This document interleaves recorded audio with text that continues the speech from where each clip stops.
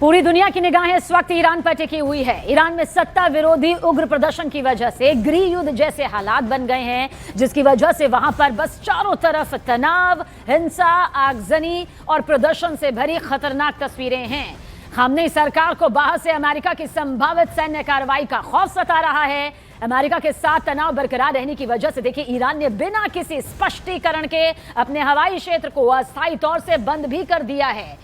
Iran ने भी किसी भी बाहरी हमले का माकूल जवाब देने की यहां पर धमकी दी है। तो वहीं ईरान का एयर स्पेस बंद होने की वजह से वहां रह रहे भारतीय फंस गए हैं। यही वजह है कि भारत की भी पल पल की नजर जो है वो ईरान पर और इस पूरे मसले को लेकर बनी हुई है।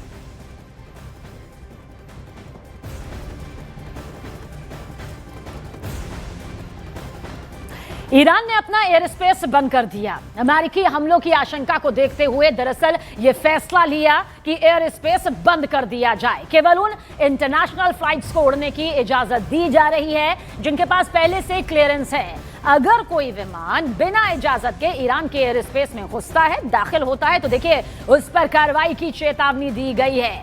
और कार्रवाई की चेतावनी का मतलब है कि किसी भी कीमत पर उसे बख्शा नहीं जाएगा। जिनके पास पहले से उड़ान का क्लियरेंस है, सिर्फ उन्हीं को इजाजत अभी दी गई है, वरना ईरान ने अपना एयर स्पेस पूरी तरह से बंद कर दिया है, क्योंकि ईरान समझ गया है कि किसी भी वक्त अमेरिकी हमला हो सकता है। वो इस आशंका को सही मानकर यहां पर चल रहा है और बड़े फैसले ले रहा है।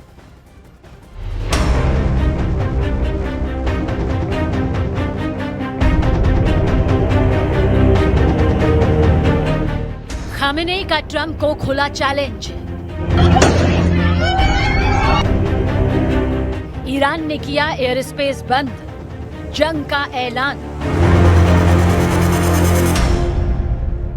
ईरान में घुसने वाले एयरक्राफ्ट पर फायर।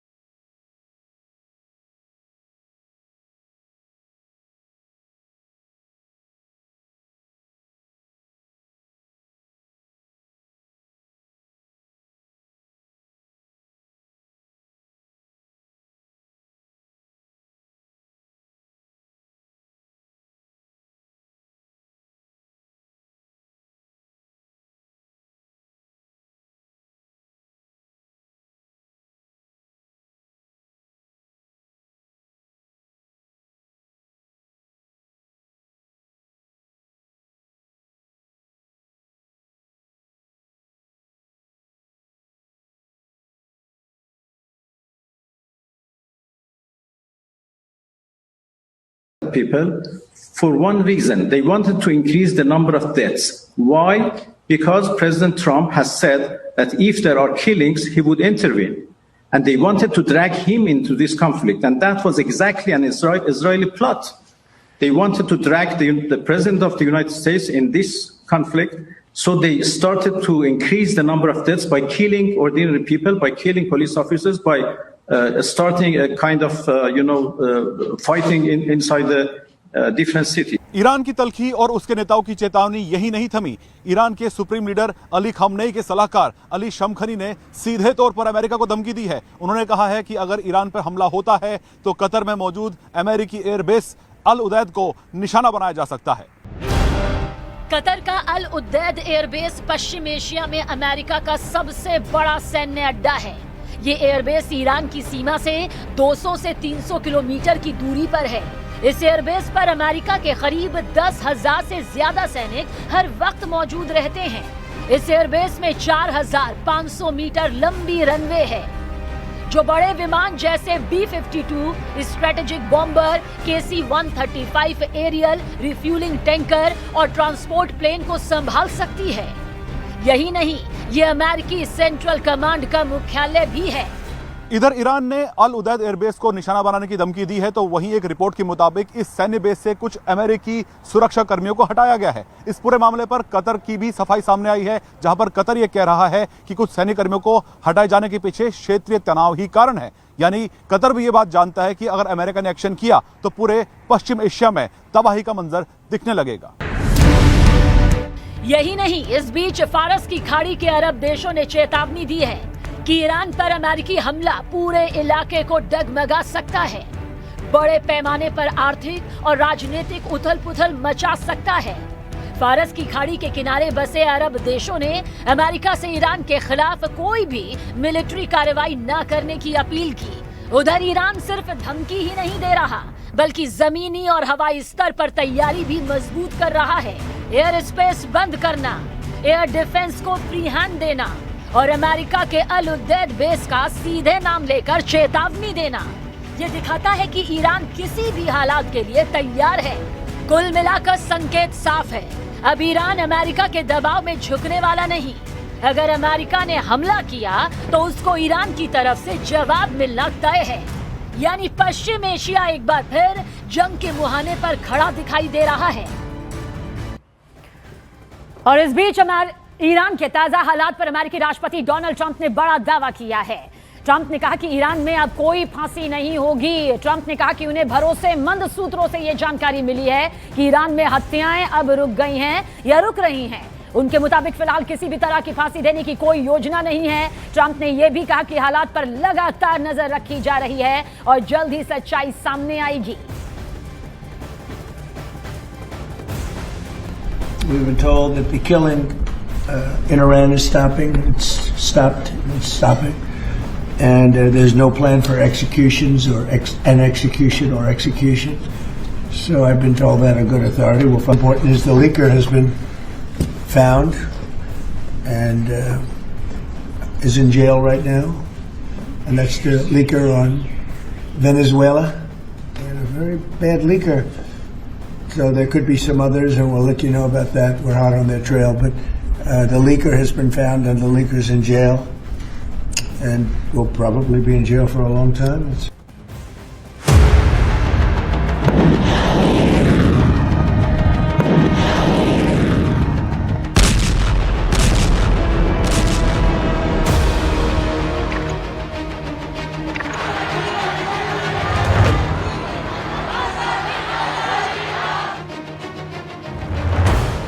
अमेरिकी राष्ट्रपति ट्रंप की धमकी, ईरान में खलबली।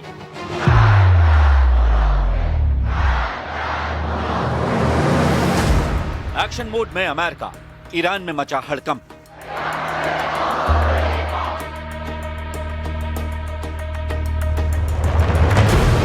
ईरान पर मंडराता खतरा, ट्रंप का प्लान, खामेनेई परेशान।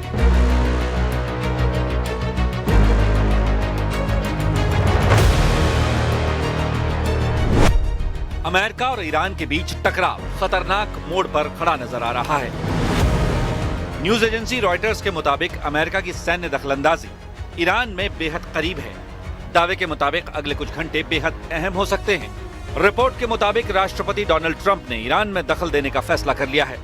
अब अमेरिका की तरफ से ईरान पर हमला बड़ा होगा और कब होगा यह अभी तक भी साफ नहीं है।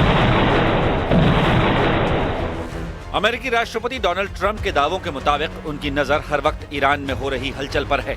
ईरान में कहां-कहां खामेनेई सरकार के खिलाफ हिंसक प्रदर्शन हो रहे हैं, ईरानी सुरक्षा बल की फायरिंग में कितने ईरानी मारे जा रहे हैं, ईरान की इस्लामिक सरकार की सैन्य गतिविधियां क्या-क्या हैं, सब पर ट्रंप की नजर है।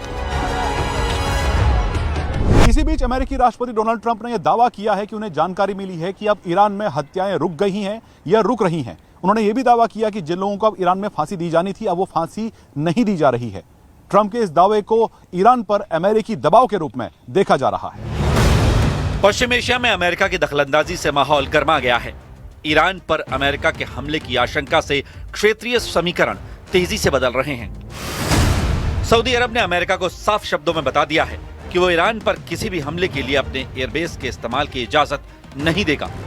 सऊदी अरब का यह फैसला अमेरिका के लिए रणनीतिक चुनौती के तौर पर देखा जा रहा है।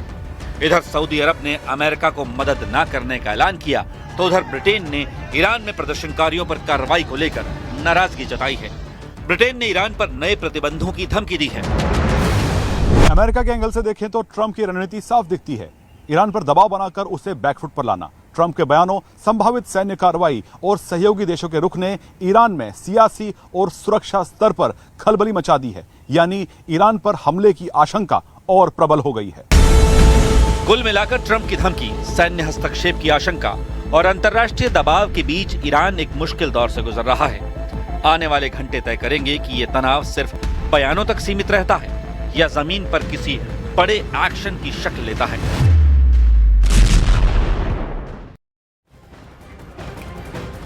और देखिए, युद्ध के मैदान में जब बात अमेरिका और ईरान के सैन्य ताकत की तुलना की आती है तो दोनों का कोई मुकाबला नहीं है।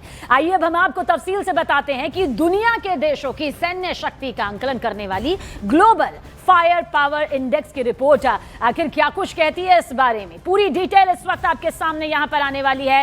इस रक्षा बजट को आप देख लीजिए। अमेरिका का रक्षा बजट इस वक्त आपके सामने जो आया वो $895 बिलियन के करीब रहा, जिसके मुकाबले ईरान का रक्षा बजट बेहद कम, यानी कि 15.45 बिलियन। आगे बढ़ते हैं, देखिए किस तरह से कितनी पनडुब्बियां यहां पर है, कितने एयरक्राफ्ट यहां पर है। ऐसे ही अमेरिका के पास 13 लाख सैन्य आर्मी है, सोचिए, और साथ ही साथ ईरान के पास 6,10,000 सैन्य कर्मी हैं। वहीं अमेरिका के पास 13,000 से ज्यादा पनडुब्बियां, लड़ाकू विमान। ईरान के पास 550 से 560 फाइटर प्लेन है। अमेरिका के पास 11 एयरक्राफ्ट कैरियर मौजूद हैं, तो ईरान के पास एक भी एयरक्राफ्ट कैरियर नहीं है। एक के बाद एक हम बता रहे हैं, पनडुब्बियां 70 अमेरिका के पास मौजूद है तो 25 ईरान के पास मौजूद है। ईरान के पास 3,000 बैलिस्टिक मिसाइल। तो देखिए, परमाणु हथियार के मामले में 5,5400 से ज्यादा जो है वो अमेरिका की ताकत। और रक्षा बजट तो आपके सामने यहां पर आ ही चुका है। तो ये अमेरिका और ईरान की वो सैन्य ताकत है जिनका टकराव जब एक दूसरे के सामने होगा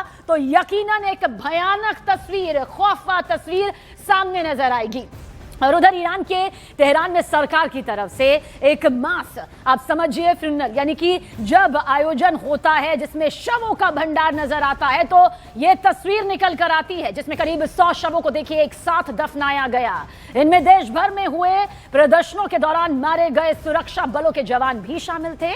ईरान के सरकारी टीवी चैनल की तरफ से 300 शवों को दफनाने की बात हालांकि कही गई थी, लेकिन वहां मौजूद लोगों को 100 शव स्पष्ट तौर से दिखाई दिए। इस दौरान जनाजे में शामिल लोग ईरानी झंडे और अयातुल्लाह अली खामेनेई की तस्वीरें लेकर नारे लगाते हुए और मातम मनाते हुए कुछ इस तरह से नजर आए। ये मौके की तस्वीर भी इस वक्त आपके सामने मौजूद है। तो ईरान की जमीन है, ईरान का तेहरान है, जहां पर देखिए किस तरह से एक बड़ा जनाजा निकाला गया है।